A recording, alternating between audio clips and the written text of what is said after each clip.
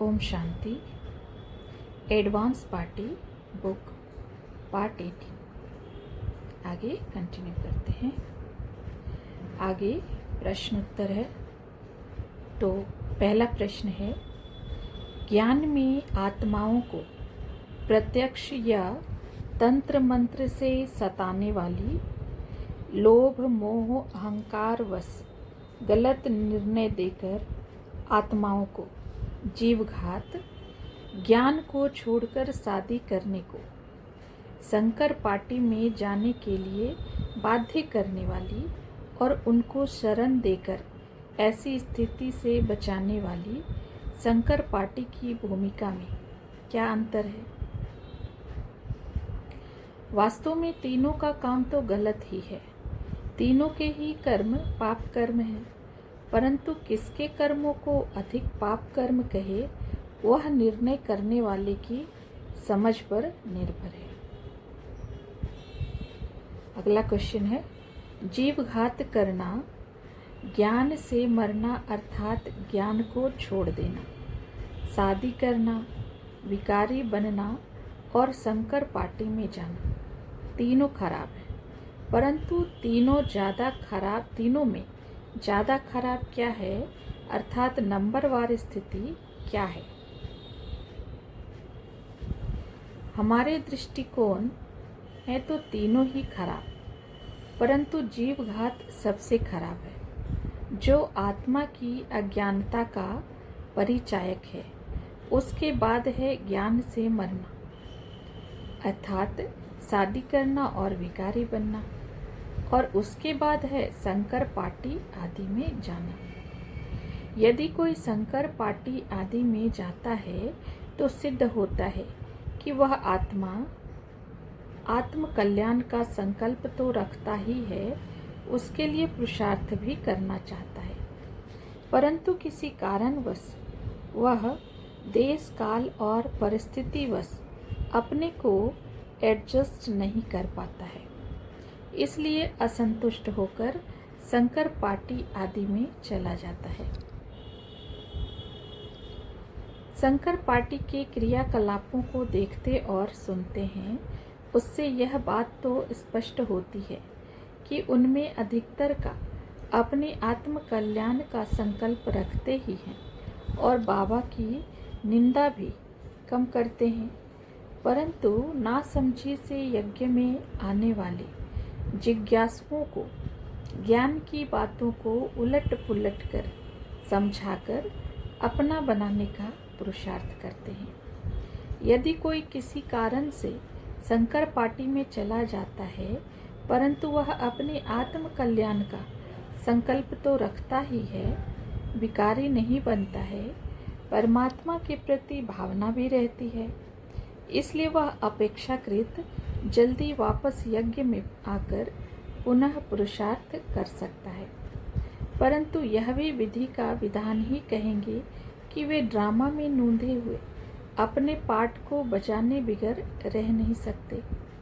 उनको वह पार्ट बजाना ही है और उस अनुसार फल भी पाना ही है। इस संबंध में यज्ञ में भी सुधार होना ही चाहिए, और कोई केस सामने आता है तो उसके संबंध में पहले अच्छी रीति इन्वेस्टिगेट करके यथार्थ निर्णय लिया जाए तो ऐसी घटनाएं कम हो सकती हैं। अगला क्वेश्चन है, वर्तमान परिप्रेक्ष्य में अर्थात हम परमात्मा की डायरेक्ट संतान हैं, हमको विश्व नाटक का ज्ञान है, आध्यात्मिकता के प्रचार प्रसार के लिए हमको बाबा ने अपना बनाया है, तो हमारा कर्तव्य क्या है जिससे हमको परमात्मा की ब्लिस मिले, अर्थात हम सदा अतीन्द्रिय सुख की अनुभूति में रहें और दूसरों को अतीन्द्रिय सुख की अनुभूति कराएं। वास्तविकता पर विचार किया जाए तो यह सृष्टि एक नाटक है, अर्थात एक खेल है जिसमें विभिन्न प्रकार के खेल चलते हैं। उनमें संकर पार्टी का भी खेल है, इसलिए इस विश्व नाटक की यथार्थता को समझकर इन सब खेलों को साक्षी होकर देखना और सर्वात्माओं के प्रति सुभावना, शुभकामना, कल्याण की भावना रखना ही ज्ञानी योगी आत्माओं का कर्तव्य है और स्वयं को संपन्न संपूर्ण बनाने का पुरुषार्थ कर जीवन मुक्त स्थिति में रहकर इस नाटक का आनंद लेना और अन्य आत्माओं को यथाशक्ति अनुभव कराना ही हमारे अधिकार क्षेत्र में है। किसको दोष देना आत्मा की अज्ञानता का प्रतीक है और एक प्रकार का विकर्म है, जिसका पश्चाताप आत्मा को करना ही होता है, क्योंकि हर आत्मा अपना अनादि अविनाशी पाठ बजा रही है, इसलिए हर आत्मा निर्दोष है। साकार बाबा और अव्यक्त बाप दादा ने भी अनेकानेक बार ये बात कही है। कई बार बाबा ने यह भी कहा है कि तुम आत्माएं विश्व कल्याणकारी हो। एक भी आत्मा के प्रति तुम्हारे अंदर घृणा द्वेष भाव है तो तुमको विश्व कल्याणकारी कैसे कहेंगे। हमको ज्ञान सागर परमात्मा से यथार्थ ज्ञान मिला है। हम जानते हैं हर आत्मा ड्रामानुसार अपना अनादि अविनाशी नोंदा हुआ पाठ बजा रही है और बजाना ही है तथा उस अनुसार उसको फल भी भोगना ही है। किसके साथ घृणा रखने से उस पर विजय नहीं पाई जा सकती है, क्योंकि घृणा से घृणा पर विजय नहीं पाई जा सकती है और किससे घृणा रखना ब्राह्मणपन का गुण धर्म नहीं है। अब आगे विचारणीय यह है कि यह हमारा ईश्वरीय जीवन सर्व प्राप्तियों से संपन्न है, सारे विश्व और सारे कल्प का आधारभूत है। फिर भी कोई इसको छोड़कर आधारहीन स्थान पर आश्रय क्यों लेते हैं? उसके कारण को जानकर उसका निवारण करने में ही हमारी विजय है। प्रोटेक्शन में ही हमारी विजय है, अटैक में नहीं। अटैक में तो हम अटैक करते ही हार जाते हैं, क्योंकि अटैक करना हमारा कर्तव्य नहीं है और हमको परमात्मा की श्रीमत भी नहीं है। शत्रु के पतन में हमारा उत्थान नहीं है, लेकिन अपने उत्थान का पुरुषार्थ करने में हमारा उत्थान है, क्योंकि इस विश्व नाटक में हर आत्मा स्वतंत्र है और हर आत्मा अपने पुरुषार्थ का ही फल प्राप्त करती है। जो शत्रु के पतन में खुश होते हैं वे अंधकार में हैं, क्योंकि इस विश्व में ज्ञानी आत्मा का कोई शत्रु है ही नहीं। किसको शत्रु समझने और उसके पतन में खुश होने वाले कभी भी यथार्थ पुरुषार्थ कर इस संगम युग की परम प्राप्तियों का सुख अनुभव नहीं कर सकते हैं। दूसरे के पतन में खुश होना भी पाप कर्म है। यदि कोई हमारी किसी कमी कमजोरी की ओर इशारा करते हैं तो हमारा परम कर्तव्य है कि हम उस पर विचार अवश्य करें और यदि सत्य है तो हम खुले दिल से उसको स्वीकार करें, उसका सुधार करेंगे, उसमें परिवर्तन करेंगे, तभी हम अपनी एडवांस स्टेज बना सकेंगे और एडवांस स्टेज का परम सुख अनुभव कर सकेंगे, जिसके लिए बाबा ने कहा तुम ब्रह्मा बाप समान जीवन मुक्त स्थिति के अनुभव में रहो, उनके समान संपन्न और संपूर्ण होकर इस ईश्वरीय जीवन का आनंद अनुभव करो। ज्ञान सागर सर्वशक्तिवान बाबा ने कहा है, यदि किसी आत्मा का सुधार करने की अपने में शक्ति अनुभव करते हो तो करने का पुरुषार्थ करो, अन्यथा तुम साक्षी हो जाओ और अपना पुरुषार्थ करो, अपने स्वमान में रहो। जो हुआ वह सब ड्रामा में था, कल्प पहले भी हुआ था, तब ही अब भी हुआ है और कल्प कल्प होगा, तथा जो होगा वह अच्छा ही होगा, इसलिए इसमें चिंता की कोई बात नहीं है। इसलिए सारे खेल को साक्षी होकर देखना है और सर्व आत्माओं के प्रति शुभभावना और शुभकामना रखते हुए अपने अभिष्ट लक्ष्य के लिए पुरुषार्थ करते रहना है। हर संकल्प, बोल, कर्म में सक्सेसफुल, इसको ही प्रत्यक्ष फल कहा जाता है। इस समय का प्रत्यक्ष फल आपके भविष्य फल को प्रख्यात करेगा। ऐसे नहीं कि भविष्य फल के आधार पर अब के प्रत्यक्ष फल को अनुभव करने से वंचित रह जाओ, लेकिन भविष्य की झलक, भविष्य की प्रारब्ध व अंतिम समय पर प्रसिद्ध होने वाली आत्मा की चमक अब से ही सर्व को अनुभव होनी चाहिए। इसलिए पहले प्रत्यक्ष फल और साथ में भविष्य फल।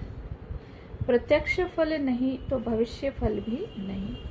यह ईश्वरीय लॉ है कि स्वयं को किसी भी प्रकार से सिद्ध करने वाला कभी भी प्रसिद्ध नहीं हो सकता। अब अगला क्वेश्चन है, शंकर पार्टी वालों ने यहाँ आबू में आकर जो अचल संपत्ति बनाई है और वे जिस भाव भावना से आए हैं, तो क्या वे इसे छोड़कर चले जाएंगे? अर्थात हमारा दृष्टिकोण क्या है? जैसा हमारा उनके प्रति दृष्टिकोण होगा, उस अनुसार ही हमारा उनके साथ व्यवहार होगा। वास्तविकता पर विचार करें तो जब वे इतनी हिम्मत करके यहाँ आए हैं और यहाँ अचल संपत्ति बनाई है, उसको छोड़कर चले जाना तो संभव नहीं लगता है। हाँ, हमारे सार्थक व्यवहार से उनमें परिवर्तन आ सकता है और वे सही रास्ते पर आ सकते हैं। भले ही हम उनकी तुलना में बहुत बड़ी संख्या में हैं, परंतु हम लड़कर उन पर विजय नहीं पा सकते हैं, अपने लक्ष्य में सफल नहीं हो सकते हैं, और बाबा ने भी हमको ऐसी कोई श्रीमत भी नहीं दी है। ऐसी ही स्थिति अन्य शहरों में जहाँ शंकर पार्टी वालों का प्रभाव है, उन्होंने वहाँ भी अचल संपत्ति बनाई है। हमको अपने भाई बहनों में यथार्थ ज्ञान की जागृति लानी होगी, तब ही हम अपने लक्ष्य में सफल हो सकते हैं। हमको अपने स्वमान की गरिमा को ध्यान में रखते हुए विश्व कल्याण के कर्तव्य में रहना है और परमात्मा के साथ योग युक्त होकर परम शांति, परम शक्ति, परमानंद, परम सुख की अनुभूति करनी है। विधि और विधाता के विधान को ध्यान में रखते हुए हमको भयभीत होने की कोई आवश्यकता नहीं है, परंतु हमारा ऐसा कोई कर्तव्य नहीं होना चाहिए जिससे परमात्मा पिता, आदि पिता ब्रह्मा बाबा के पद की गरिमा को कोई बट्टा लगे, क्योंकि परमात्मा सर्वात्माओं का पिता, सर्व का कल्याणकारी, न्यायकारी, समदर्शी है। ब्रह्मा बाबा कल्प वृक्ष का आदि पिता है। सर्व मनुष्य उनके बच्चे हैं और सबके प्रति उनका स्नेह और सहयोग है। विश्व नाटक के नियमानुसार प्रकृति को, हर आत्मा को उसके कर्मों अनुसार फल देना ही है, क्योंकि यह विश्व नाटक सत्य, न्यायपूर्ण, कल्याणकारी है। ऐसा हमारा विश्वास और अनुभव है। में किसी से पक्षपातपूर्ण सहयोग की आशा रखना हमारी बड़ी भूल होगी। यज्ञ की स्थापना और सेवा की आदि के समय और परिस्थितियों पर विचार करें तो ये परिस्थिति भी तो कुछ भी नहीं है, परंतु उन परिस्थितियों में हमारी विजय का आधार क्या रहा, वह महत्वपूर्ण है। उस समय का जिन्होंने भी सामना किया और विजय पाई, उसका आधार उनका योग बल ही रहा।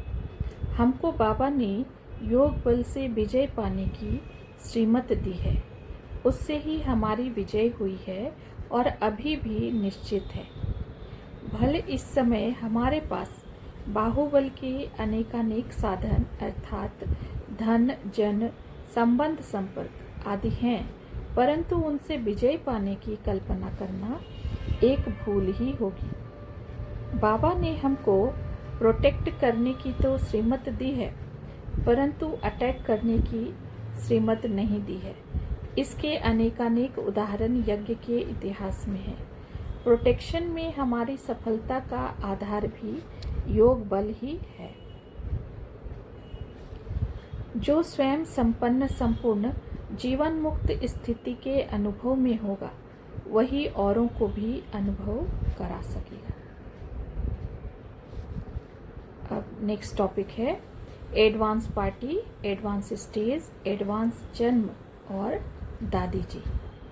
बाबा ने दादी जी के देह त्याग के समय अर्थात एडवांस पार्टी में जाने के समय एडवांस पार्टी, एडवांस स्टेज और एडवांस जन्म के विषय में अनेक प्रकार के राज बताए, जिनके विषय में यहाँ कुछ विचार किया गया है।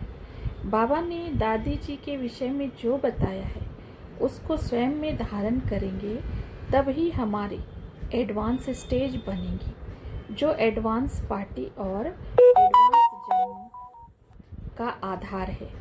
उन सब रहस्यों को धारण कराने के लिए उनको जानना अति आवश्यक है।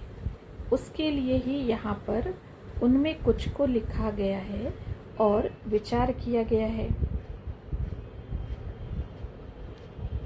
जैसे और सभी बड़ी दादियाँ और भाई अपनी एडवांस स्टेज को बनाकर नए विश्व के निर्माणार्थ एडवांस पार्टी में गए हैं, वैसे दादी जी भी अपनी एडवांस स्टेज को बनाकर अर्थात संगम युगी ब्राह्मण जीवन के कर्तव्य को पूरा करके एडवांस पार्टी में गई हैं। अपना एडवांस पार्टी का कर्तव्य पूरा करने के लिए और एडवांस पार्टी का कर्तव्य पूरा करके एडवांस जन्म लेना है। इसलिए बाबा ने उपर्युक्त 3 शब्द अर्थात एडवांस पार्टी, एडवांस स्टेज और एडवांस जन्म की बात कही है। अब अव्यक्त मुरली से है।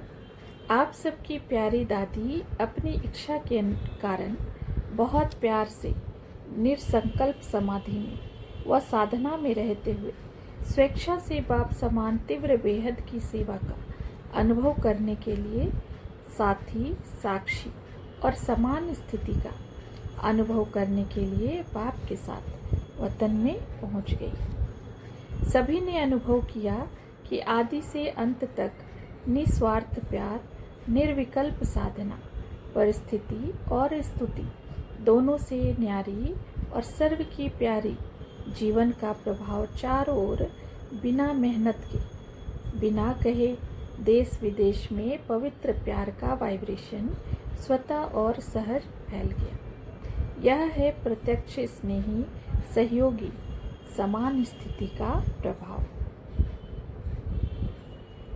यह ईश्वरीय विश्वविद्यालय और बाप दादा की प्रत्यक्षता का फर्स्ट चैप्टर, छोटा सा चैप्टर आरंभ हुआ है।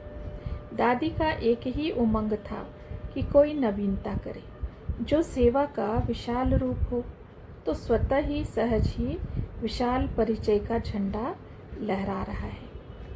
अब आप सबको प्यार का स्वरूप प्रत्यक्ष रूप में दिखाकर इस प्रत्यक्षता के झंडे को ऊंचा लहराना है। आगे अव्यक्त मुरली से है। दादी ने प्रत्यक्षता के झंडे का, प्रत्यक्षता के पर्दे का स्विच ऑन करने के लिए बटन हाथ में पकड़ा है, तो आप सब साथी हो ना। बहुत प्यार है ना दादी से। तो जैसे दादी स्वेच्छा से एवर रेडी नष्टो मुहा बन गई, सभी सामने खड़े थे, फिर भी निर्मोही मूर्त उड़ गई। ऐसे जैसे दादी ने फॉलो ब्रह्मा बाप किया, अचानक के पाठ में पास हो गई। यह अंतिम पाठ का आप स्नेही प्रेमी आत्माओं को भी इशारा देकर गई। आप सोचो, प्रत्यक्षता में हमें कैसे सहयोगी बनना है। बटन खोलने में देरी नहीं लगेगी, लेकिन प्रत्यक्षता के झंडे को ऊंचा लहराने वाले प्रत्यक्षता का पर्दा खोलने के पहले विशेष पाठधारी साथी एवर रेडी हैं। सभी विश्व के स्टेज के विशेष पाठधारी हैं। सारे विश्व की नज़र अब दादी की प्रत्यक्षता के साथ आप सबके तरफ है। इसमें संगठन की शक्ति चाहिए। यह रूहानी किला है। किले की एक एक ईंट जिम्मेवार है। अब एक ईंट भी हिलती है तो उसका प्रभाव पड़ता है। दादी कहती हैं, कल की बातें छोड़ो, आज भी नहीं, अब प्रत्यक्षता का झंडा ऊंचा करने वाली ऊंची स्थिति का अपना संपन्न स्वरूप दिखाओ। संपन्न बनने के लिए कुछ भी परिवर्तन करना पड़े, सहन करना पड़े, रहम की भावना रखनी पड़े, निर्मल वाणी बनानी पड़े, शुभ भावना, शुभकामना की नेचुरल नेचर बनानी पड़े। तैयार हैं? यह सब होगा, लेकिन मुझे क्या करना है वह सोचना है। निर्मोही बन गई। अगर किसकी कोई स्मृति होती है तो श्वास से प्रकट हो जाता है। यह हिस्ट्री में पहला एग्जाम्पल है। ऐसे छुट्टी किसने भी नहीं ली है। प्रत्यक्षता का झंडा लहराने का दिन अब समीप लाना है। समय आने पर नहीं, लेकिन स्व परिवर्तन से समय को समीप लाना है। दादी के 12 दिन समाप्त हो रहे हैं। दादी को साकार वतन में विशेष न्यारा और प्यारा एसेंशियल कार्य के लिए निमित्त मात्र पाठ बजाना पड़ रहा है, लेकिन दादी का जन्म और कार्य अति न्यारा है। वह फिर आकर विस्तार से सुनाएंगे। बाप दादा को भी ड्रामा का नोंधा हुआ पाठ बजाना पड़ता है और बजवाना पड़ता है। दादी के 3 शब्द सदा याद रखना: निमित्त, निर्माण और निर्मल वाणी। यह 3 शब्द हर घड़ी, हर कार्य को आरंभ करने के पहले याद करना। कार्य भले बदले, लेकिन यह 3 शब्दों की स्मृति नहीं बदले। यह 3 शब्द ऐसे समझना जैसे अभी बाप दादा, दीदी, दादी 3 है ना, तो बहुत जल्दी और सहज दादी के समान बन जाएंगे। अब है क्वेश्चन। निमित्त, निर्माण और निर्मल वाणी के लिए जो दादी ने कहा है वह धारणा कब और कैसे होगी? निमित्त, निर्माण और निर्मल वाणी की धारणा के लिए विश्व नाटक के यथार्थ ज्ञान की धारणा और बाप के साथ सतत योग का सफल अभ्यास अति आवश्यक है, क्योंकि बिना विश्व नाटक के यथार्थ ज्ञान के निमित्त भाव संभव नहीं है। और निर्माण और निर्मल वाणी के लिए आत्मिक शक्ति अति आवश्यक है, जो बिना योग के संभव नहीं है।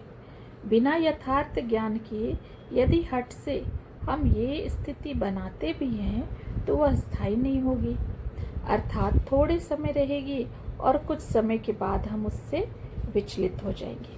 परंतु जब हम इस स्थिति को यथार्थ ज्ञान की धारणा से बनाएंगे तो वह स्थायी रहेगी।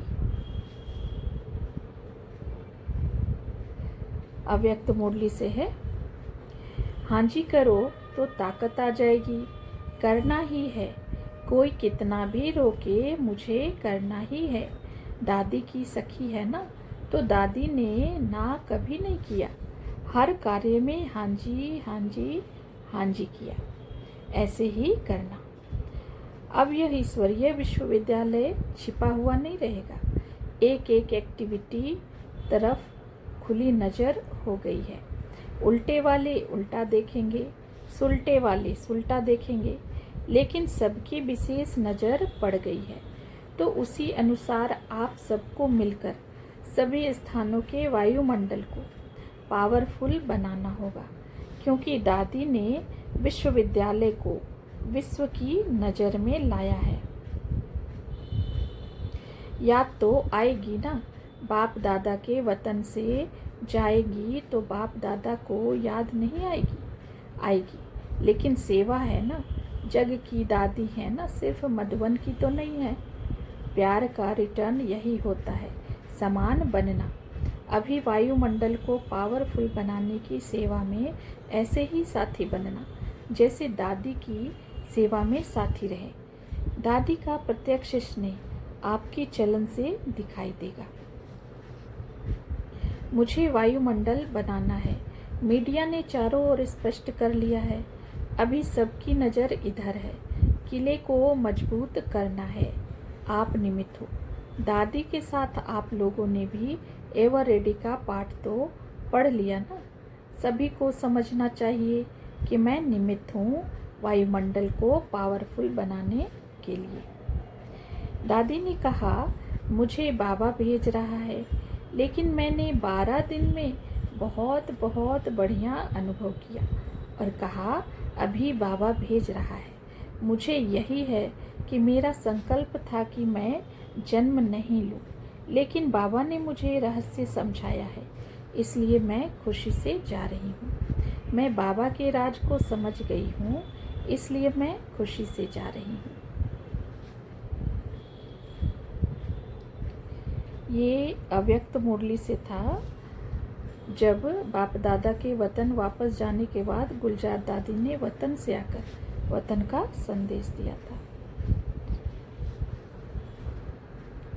फिर है वतन का संदेश। दादी बाबा को देखकर बहुत मीठा मुस्काई और कहा, बाबा आपने क्या खेल रचाया है? तो बाबा ने कहा, मैंने खेल नहीं रचाया, बने हुए अनादि खेल में मैं भी खेल रहा हूँ, आप भी खेल रहे हो। अब है 5 तत्व एडवांस पार्टी, ब्राह्मण परिवार और देवताएं। मम्मा और दीदी ने मिलकर दादी को ताज पहनाया। वह ताज भी लाइट का था। फिर बाबा ने कहा, ओ मेरे वफादार, फरमानबरदार, ईमानदार, सुपात्र और सबूत देने वाले बच्चे, बाबा ने आपको इनाम दिया है कि आप कहाँ भी रहेंगी तो वतन में आती जाती रहेंगी। तो दादी ने कहा, बाबा यही इनाम मुझे चाहिए। बाबा ने कहा, बच्ची, ना वतन छोड़ना और ना मधुबन को छोड़ना। अच्छा, ओम शांति।